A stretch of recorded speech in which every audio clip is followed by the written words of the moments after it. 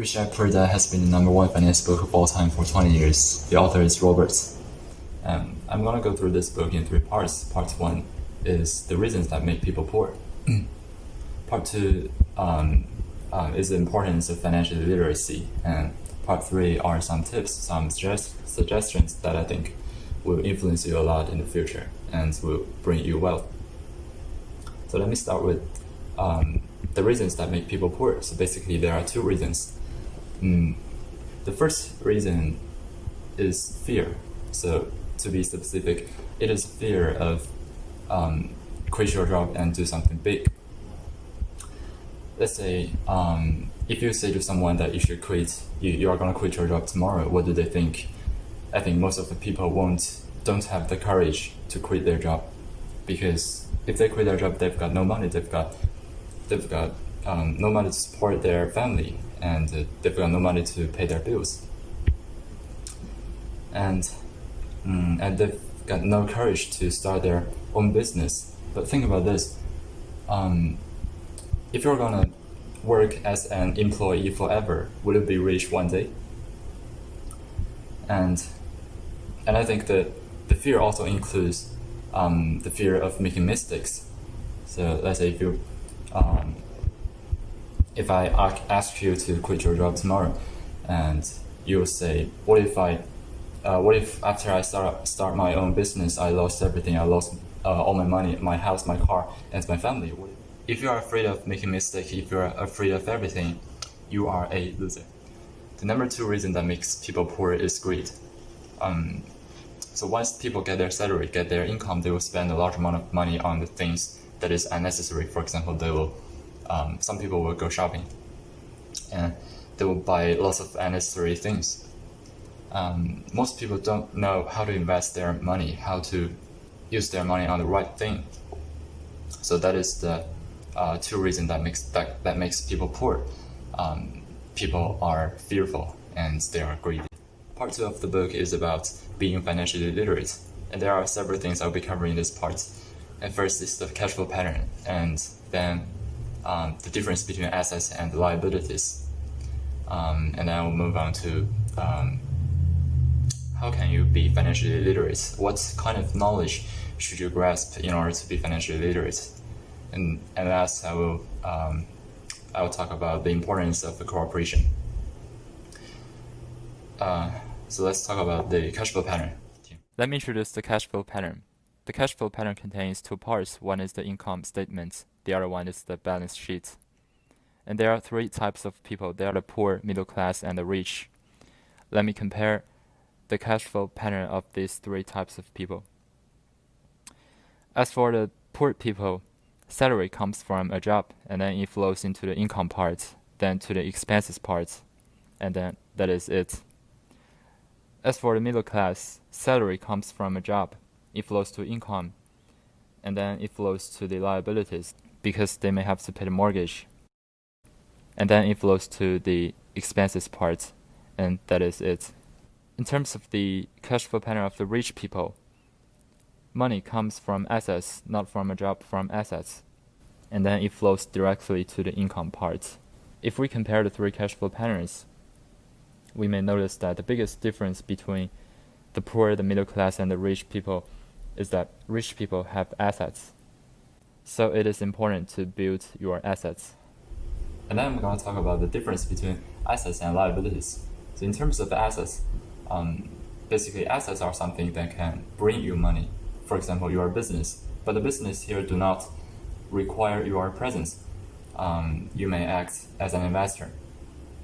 And there are several other types of assets, like the stock, the bonds, real estate, and the notes, and the intellectual properties like the music and the patents you created.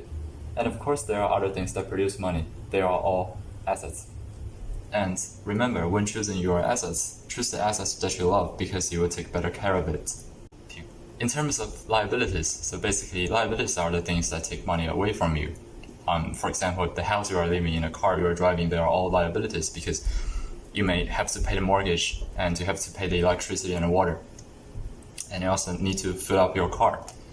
So the things that take money away from you are all liabilities. Next, I want to say, how can you be financially literate? In order to be financially literate, you have to know the knowledge of accounting, investing, and you need to understand the market, and you also need to understand the law. For example, the tax advantages and the protection from lawsuits. Once you've got that knowledge, you're going to take better care of your money. Okay, let's move on to the importance of a corporation. And here I'm going to show you the cash flow pattern of two types of people. One is the business owner with corporations, and the other one is the employees who work in a company. Technically, it is not a cash flow pattern, but they are very similar. So as for the business owner, the cash flow pattern is from earn to spend and then to pay taxes. However, the cash flow pattern of the employees is from earn to pay taxes and then to spend. So if we compare the cash flow patterns, we notice that the business owner with corporations will spend a less proportion on tax. However, the employees will pay taxes first and then spend the rest of their money. So owning a corporation will, to some degree, will save you from paying taxes to the government. Let's move on to the third part of the book. Some tips, some opinions that I think will impose you a huge impact on your study and your career. And tips number one, work for skills. What does it mean? So right now, most people will choose a job based on salary. However, I think we should focus on the skills. Think about which skills you want to improve and find the corresponding job.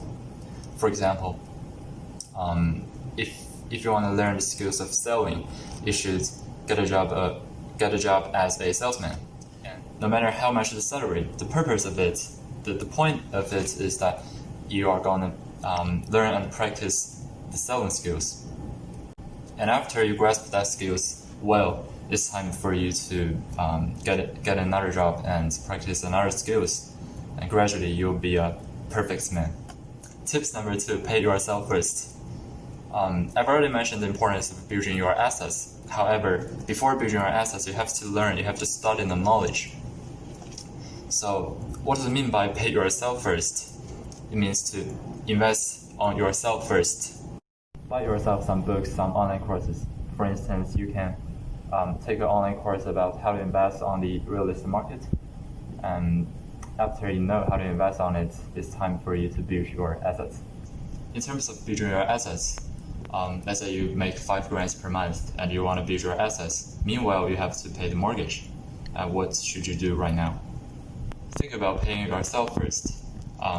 Instead of paying the mortgage, you should build your assets first. And after build your assets, you may not have the money to pay the mortgage, and then you may get lots of pressure, lots of stress, and this pushes you to make more money. To, for example, let's say you want to get a part-time job to pay for the mortgage, and in the end of the month, you've already built your assets, and also you've already paid your mortgage. Tips number three, making the choice. So before making any decision, think about the benefits it will bring you in the future.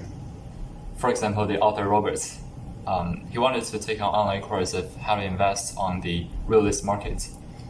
However, it cost him $300. It's a lot of money for him. But eventually he chose to take this course. And after several years, he said that this course, this knowledge makes him millions of dollars in the real estate market. So this is called make the choice. Think long and think big. You have to know every decision you make today will make a different influence on you in the future. Tips number four is a saying, that is, action knowledge beats in action. I'm Xiao N L. This is Rich Dad Poor Dad.